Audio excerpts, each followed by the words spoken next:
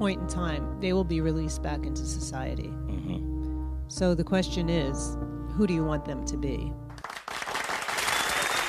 Sway in the Morning, Shade 4-5. That was the voice of Beverly Parenti, and she's joined us and by Chris Retlitz and Kenyatta Leal, all from the Last Mile program. It's my family. They here, Heather B. They are here.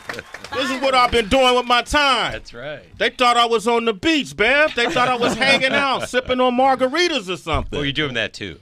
We did get to the margaritas. After a day in prison, you know, You gotta have a couple. Gotta have a couple margaritas.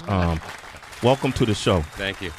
This is a celebratory moment for us. Yes. You know, looking at Crispino Kenyatta Leal right here. This man who was one of the original students in the Last Mile program, first generation graduate, who is now out of prison and living his life as a free man. Welcome him to the show. Thank you for having me. Absolutely. Chris Retlitz, this guy right here, man, started off with a dream and just a hope and a wish and a prayer, dedicated himself to his craft and his passion, was very instrumental in a lot of companies early on and investing in them and seeing the vision. And now he's probably an owner in about 452 companies. I don't know how many companies. Not quite. Okay, but very successful venture capitalist, along with his wife, created incubator systems and startup companies, and they here dedicated their time to helping others with something they didn't have to do, Heather B. Right. These people are very successful in their own right. They have a beautiful home in San Francisco. I don't know if you remember when I was posting this on my Snapchat and I had this view of the Bay Bridge and the Golden Gate Bridge. That was our home that I shot that from. I moved in. Okay. Yeah, he's got his own room now. Yeah, they adopted me by force. I forced them to adopt me. But Beverly Parenti is here, and welcome them to the show. It's good to see you guys. It's great to be here, Sway. So many success stories are from this program, The Last Mile. In fact, one is happening right now as we speak. Can you speak to that? Well, this is a big day because James Cavett, JC, is coming home. He's coming home. Wow. He's coming home. And James and Kenyatta were part of our founding class. They're both founding alumni of The Last Mile, and it's been a long time coming. I think it's been 19 years. He did 19 years? 19 years. Kenyatta, how many years did you do? 19. 19 years. We specialize in 19 19. Years. Wow. And so JC's coming home today. That's right. Like, I don't know, Kenyatta, tell me, like within an hour or so? Yeah, usually they'll come early in the morning and wake you up, let you know that it's that time. You're leaving. Roll it up. And I know that last night he probably didn't sleep a wink. He was probably up all night, you know, so they get the early start, get you down to R&R, get your dress outs, do all the paperwork. What does that mean, R&R? R&R is receiving and release. So it's a place where when you first come to prison, you're received there, and when you're released, that's where you go through. So they do all the paperwork and all the processing and everything for everybody coming in and going out of the prison. When they're processing you out, how long does that take? Seems like forever. Yeah. You know, but it probably takes about couple hours, about 2 or 3 hours. JC Cab is coming out today, man. Round of applause. I met him in person, got a chance to talk with him. When you first get out, like when you first step off, can you remember when you first stepped outside of the gate of San Quentin? Like it was yesterday. What did that feel like? It felt, I can't even put it into words. I wish I could put it in a little cup and just pass it around, let everybody take a sip to understand how that feels. But it's just pure joy, pure joy. You know, if there was one word that I had to use to describe it, I would say joy. Joy? Yes, sir. So what did you do when you first got out? What's the first thing you did? What was your first meal? I thank God. That's the first thing I did. I thank God Mm-hmm. because, you know, he had his hand on me the whole way through it. But, you know, I had Chris and Bev were there. Some of my other supporters were there. Some people that, you know, part of my support system were there. And, you know, I just thank God and was super happy. I mean, I was speechless for a little bit. We went and had something to eat. We went and had some tacos, some Mexican food. Yeah. And I was able to talk to a guy who's been really supportive of me from day one, too, a guy named Duncan Logan. I spoke with him. He's the founder and CEO of Rocket Space. I spoke with him within the first, probably, 15, 20 minutes that we were out. We were in the car, called him, let him know that I was home, and he had offered me an internship at the company. And so I was just, pulling his coat to make sure that that thing still existed. And he's held true to his word, and I've been at Rocket Space ever since. What does Rocket Space do, just for clarity? Yeah, Rocket Space is a technology campus located in the heart of San Francisco's financial district. We're home to about 160 startups, startup companies, tech startups.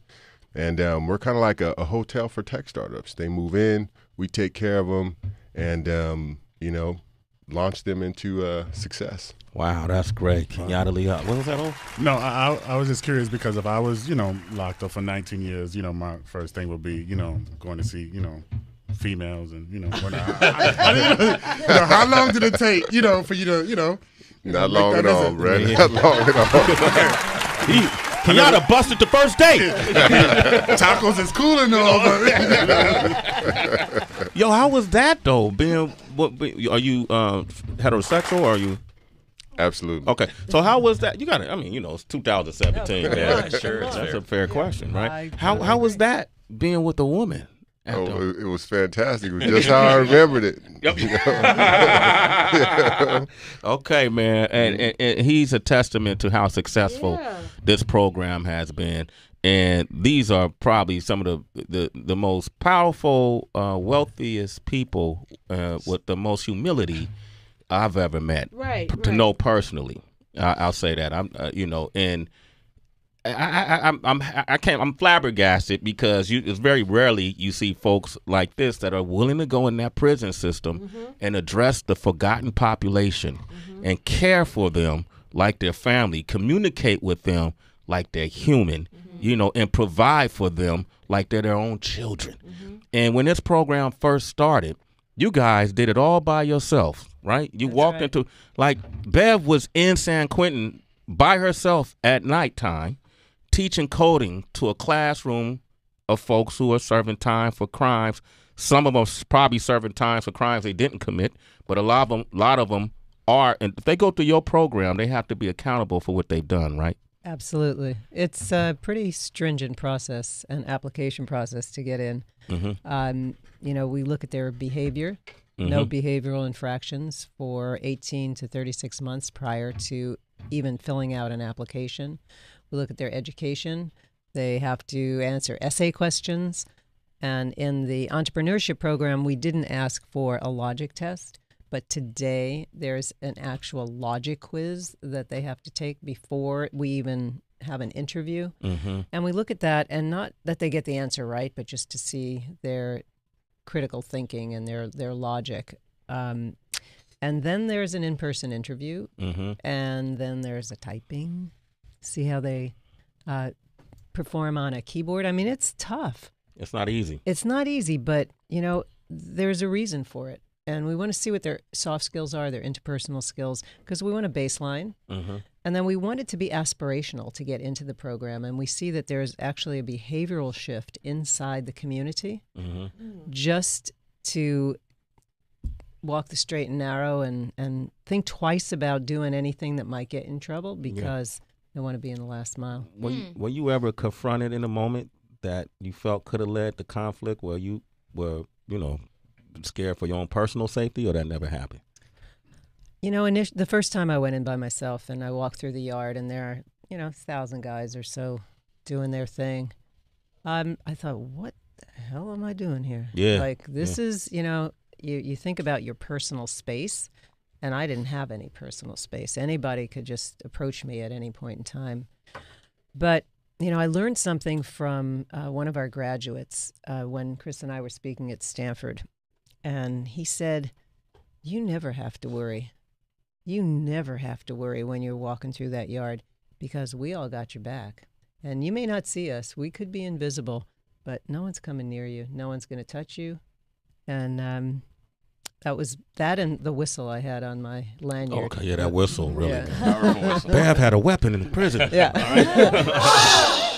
Chris, don't tell anybody. Chris, my question is for you then, based off of what Beverly just spoke about. Whose idea was it to do this? Because as a married couple, sometimes it's like, all right, I have this idea, but I don't know if my wife is going to be supportive or my husband is going to be supportive. Who had to convince who?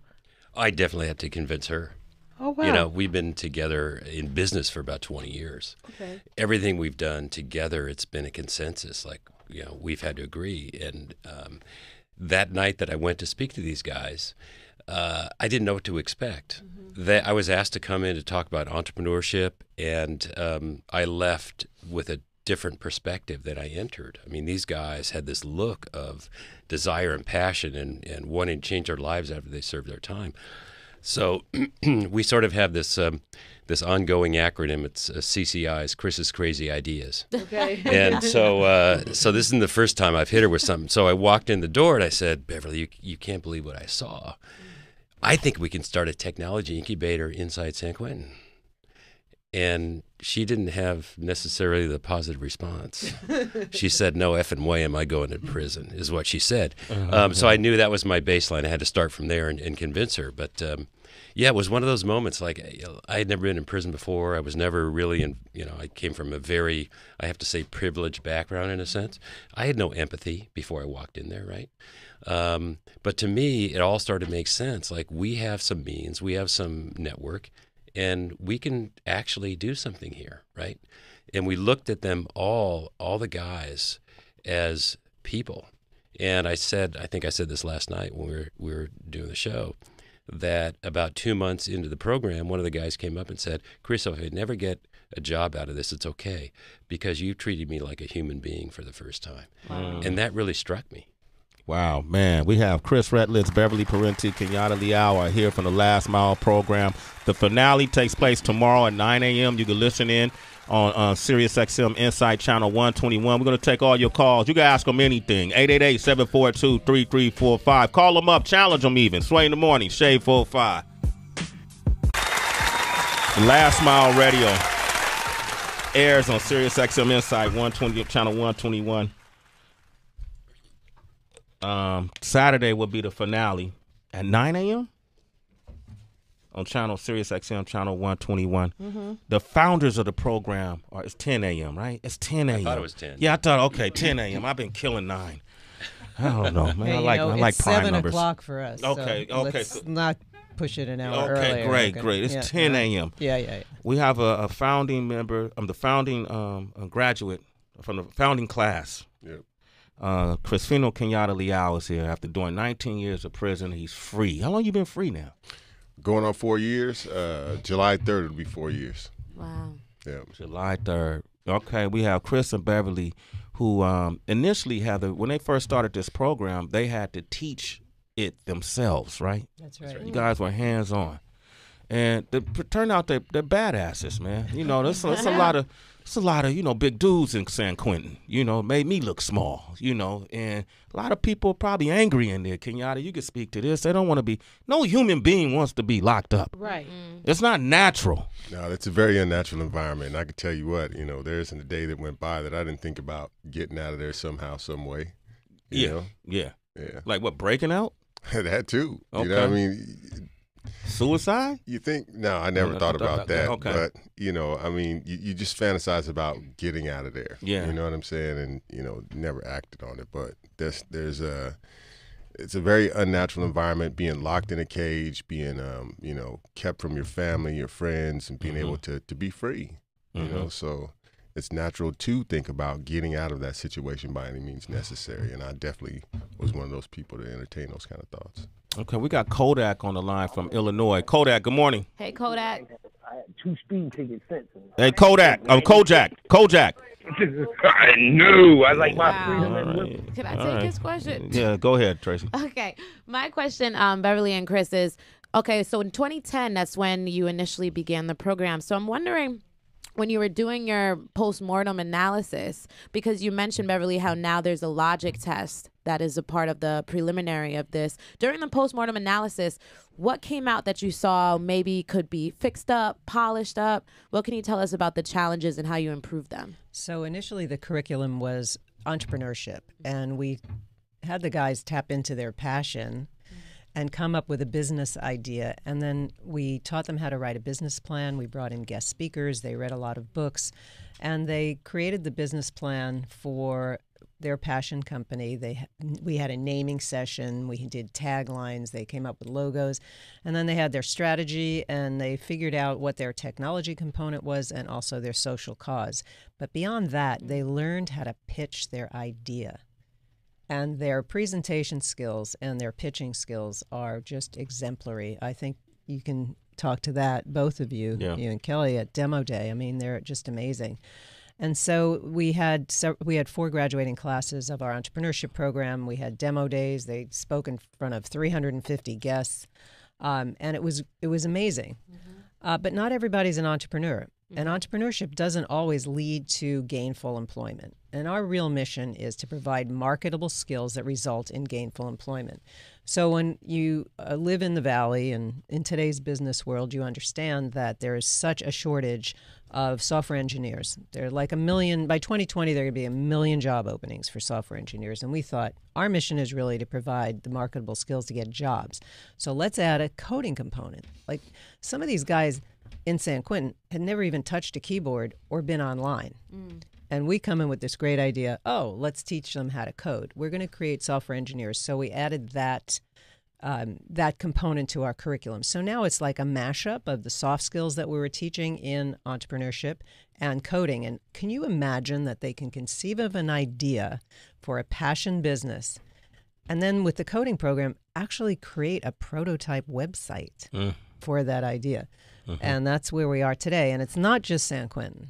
You know, we keep talking about that because it's such a historic and renowned facility, but we're actually in 5 facilities in California today. Oh, wow. So, Kenyatta, then, for someone, let's just take the other side of it. Say I own a business and I don't know, I look at your resume or look at your application and there's 19 years missing. You know, well, what did you do? Where have you been for 19 years? What happened? Oh, I served prison. Why should my company hire an ex-drug dealer or a murderer or whatever the case may be, even though you completed this program, even though you found your passion and your purpose? Why should I trust you? You know, how is a person supposed to think that owns a business this program is a good idea? Yeah, that's a great question. I know there are a lot of people out there that have, you know, their reservations about somebody leaving an incarcerated setting, coming into the workplace, you know, maybe starting trouble or stealing something or, you know.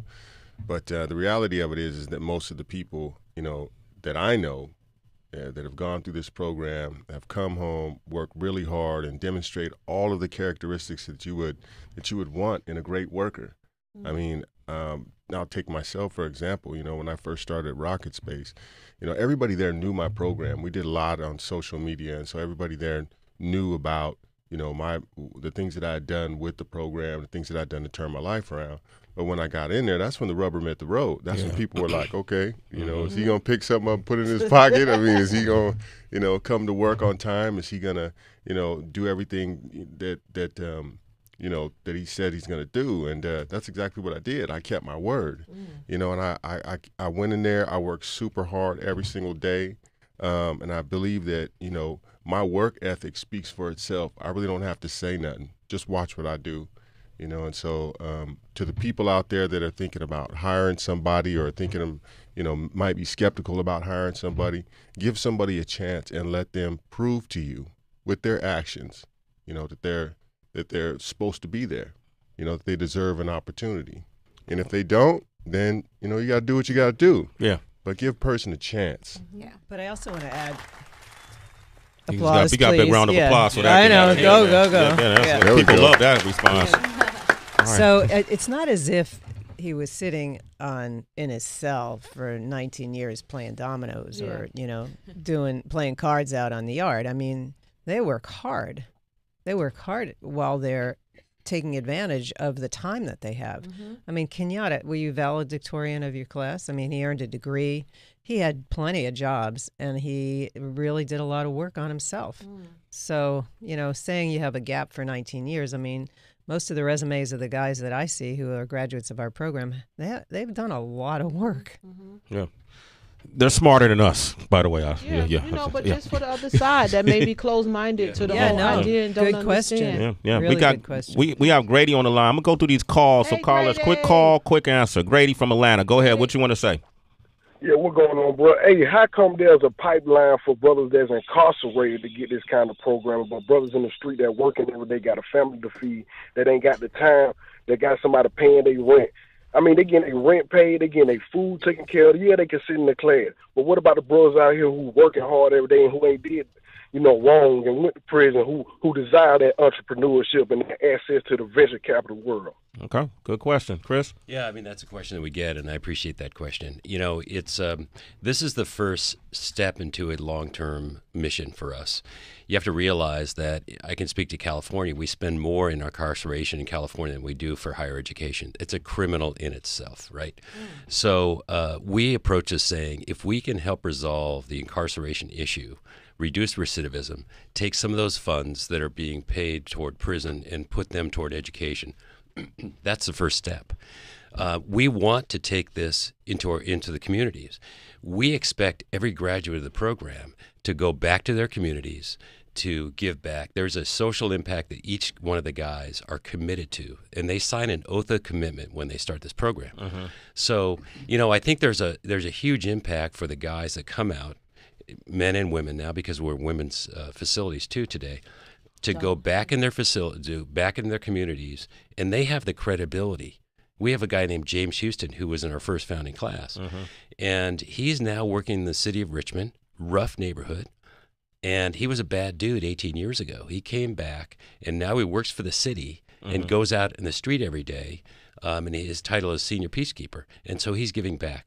So what we're trying to do is turn that around, turn that generational situation of incarceration around. So it starts in prison, and then we can go back to communities. All right, hey, Grady, thanks for your call. You're a citizen, man. Sway in the morning. Jamal from Portland. Go ahead. Hey, Quick Jamal. question, quick answer. Go ahead, Jamal. Hey, Jamal. Yeah. Jamal, before you start, I want to apologize now. Wow, I know where you're going. Because the NBA playoffs are starting when? Today? Tomorrow? Tomorrow, and, Sway. and I know the Warriors are going to be playing Portland. I'm from Oak. I just want to apologize now, Jamal. Go ahead, man. Jamal, sorry. Did you hear Dame's prediction? What? Anyway, Sway, we'll talk about that later on, man. I just want to say this, man. I'm at work right now, and I got out of prison July 11th, 2011. Congratulations. And I was driving to work today. And I almost got emotional, man, because I was sitting down this morning and I was praying and I was thanking God for my life right now. And y'all already talked about all the points that I just want to say thank you, man, because more people like us who have been to prison, who want to get out and change their lives, man, need to hear this message. And I'm telling you, man, y'all, I was almost crying on the way to work, man, because so many times we listen, we got our music and they promoting this and they promoting that. And I'm not knocking nobody for making their music or whatever, man, but y'all got that real message that a lot of us need to hear. And so I don't got a lot of time right now, but I just want to say thank you, man, from the bottom of my heart, man. That's what's I'm up. Inspired. Keep it going. I'm inspired, man, and I'm almost inspired to the point of tears right now, man. I'm trying to tell y'all something for real. You know what I mean? Because the people want to throw us away. They want to throw us away. Anyway, thank you, guys. All right, hey, Jamal, thank you for listening. You're a citizen, man. Sway in the morning. We're gonna play a poem, Jamal. One moment, man. I think you're really gonna appreciate it. Unfortunately, that's our time. Yeah. All right, but thank you. We'll be back. I'm a part of the family now. You are. That's right. Your room's waiting. I'm on the board of the last mile, right there. That's right. We just See had a who the board boss meeting. is. I went straight to the boss. I skipped over the middleman. But we got a lot of work to do. Yeah. And Just getting started. we're just getting started. Kenyatta is such an inspiration. All three of you are such an inspiration to see and watch this work happen. And I've said it before in my career. This has been some of the most important work that I've ever done. And I think about this program more than I think about anything else. Wow. When you go in those prisons and you look in the face of these men, and one woman stood up yesterday when we did our town hall, said, Sway, we got to change the language, man. They're not inmates, they're people. You know what I mean? They're not prisoners, they're people, And it's nothing for me. I don't judge folks. I don't care. I don't know what you've done, what you do, but looking in the face of some of those young men in there and watching them light up when we walked across the yard. And I realized that I think our role is to let them know that you're still here. you're in the world, you're living, you're just behind these walls, but these walls don't define you. And I'm going to relate to you like I would any other peer, any other brother, any other father, uncle, friend on the neighborhood. I appreciate you guys allowing me to have that experience, and I want to continue to work with you. And Kenyatta's about to be my best friend. Yep. You know, and are you single? I am single. Okay, cool. We can't hang out too much, man. All right. I'm just joking. But thank you guys. And tomorrow, 10 a.m., it'll be the finale. JC Cavett is getting out right now as we speak. Yeah, wow. Right. But when we went to graduation day, or AKA demo day, when the guys had to present their projects and almost sell themselves in a sense to this audience, JC did a powerful poem, right, Bev? Yes, he did. Yep. Every demo day ends with an spoken word piece by James Cavett, JC. Mm-hmm. And if people want to reach you guys to find out more about the program, because a lot of callers wanted to find out how can they get involved or what can they do, how can they do it? Well, we have a Twitter handle is @TLM. They can send an email to us from our forum on thelastmile.org. Mm-hmm. And we have a Facebook page, too, so they can reach us through social media. Mm-hmm. And I just want to say that, you know, all the guys, it was a big thrill because a lot of the guys, as you know, listened to you in prison. Okay. So when you came out, matter of fact, I have to say that Wall Street, who we interviewed, is in prison for his 54 years, robbery, murder. He was shaking. He's like, what do I say to Sway, man? He's my idol. Wow. You know, he said that to you? So you had the guys inside, you know, you had them intimidated, even if you didn't know it. Oh, I thought it was my bulk. I thought it was my shoulders. It wasn't my shoulders? I thought it was my snow. Well, that too. Okay, all right. Amazing. Wall Street learned the stock market inside with no access to the internet or anything. He would just take old magazines, right? I'm not sure which ones he was pulling from. Yeah. And then he would record the stock in his own little notepad. And he has his own formulated. Called the column theory. What do you call it? The column theory. The column theory. And he has such a success rate. This man, and what he talked about to me was about financial literacy. That's right. In the black community. Yep. And how we have a lack of it. You know, if you think about our spending power and what we actually spend on, and how you could kind of invest and save money. This young man was talking about that. He's never been on a date. He went in jail when he was like 17, right? Yeah. And he's like 36, 37 years old now. Wow. Never even been on a date. So he made a mistake at the age of 17 that he's going to have to pay for he's been paying for a long time. Very well maybe for the rest of his life. He has a parole date in 3 years. In 3 years? Yeah. Okay, so hopefully he'll be able to get parole. Right. He should do the last mile. Yeah, he should. Yeah, we'll get him in. @TLM, that's where you can reach him on social media. Go to thelastmile.org online. You have any questions, reach him on Facebook. Guys, thank you for coming. Thank you. All right. Everybody, thank you. On today's show, we got Talib Kweli coming by. Styles P from the Locks will be here. Jay Farrell is going to be here as well. Ski Beats is bringing by his artists, and we're going to have DB in the mix up next. But here's JC Cavett right here, Sway in the Morning. This piece is entitled Where I Live. I live in a world where most people are too afraid to go. Surrounded by tall concrete walls and steel bars where razor wire have a way of cutting away at the hopes for a brighter tomorrow. I live in a world that kill people who kill people in order to teach people that killing people is wrong. Imagine that. Better yet, imagine a world where healed people helped hurt people heal and become strong. Maybe then, as one community, we would all be singing redemption song. I live in a world that has been called hell on earth by those trapped inside of it. But I've come to the stark realization that prison, it really is what you make it. You see, in spite of the harshness of my reality, there is a silver lining because I knew that my freedom was gonna come. It was just a matter of time. And so I treated my first steps as if they were my last mile, and I realized that you don't have to be free in order to experience freedom. And just because you're free doesn't mean that you have freedom. Let's face it, many of us for years have been battling our inner demons. Sure, we walk around smiling when inside we're really screaming, freedom! Don't you get it? We're all serving time. We're just in different places. Now, and as for me, I choose to be free from the prisons that I've created. My key, forgiveness, actions, my witness. If we want freedom, then we gotta think different. Because freedom, it isn't a place, it's a mindset. And once we set our minds free from freeing ourselves from the invisible chains that no one else can see, but the ones that we know that are there, the ones that slow us down and weigh us down and try to break down our hope and belief of ever being free. Listen, we cannot expect others to free us from our chains when we alone are the ones with the key. Today, you might be sitting in prison, but whenever you're ready, you can choose to be free. It's Sway in the morning, only on Shade 45. Kilo.